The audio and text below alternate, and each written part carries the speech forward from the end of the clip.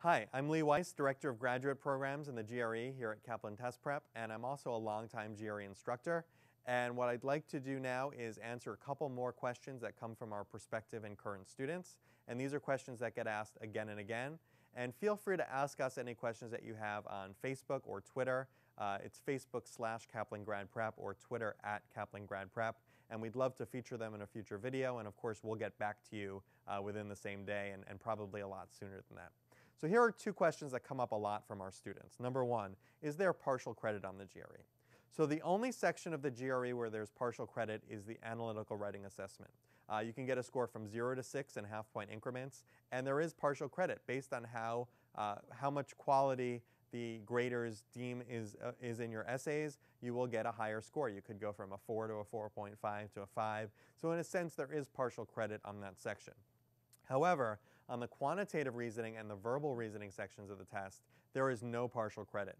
So there are all these new question types that are select all that apply, that make you pick multiple correct answers. And if you pick some of the correct answers, you don't get half credit, you don't get 2/3 credit, you get 0 credit. So you must answer the questions completely, you must pick all of the correct answers, or there is no partial credit on the quantitative reasoning or the verbal reasoning section of the GRE.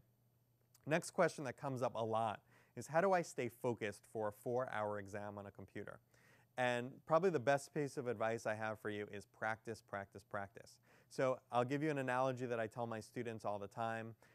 If you were going to run a marathon, you wanted to train for a marathon, you'd put that dot on your calendar and you'd say, in November, I'm going to run the New York City Marathon. And you wouldn't get up the morning before or the morning of, strap on your sneakers and say, all right, time to run 26.2 miles. What you do is, over time, you prepare. You run some short sprints. You start to build up till you're running 4, 5, 6 miles on a regular basis.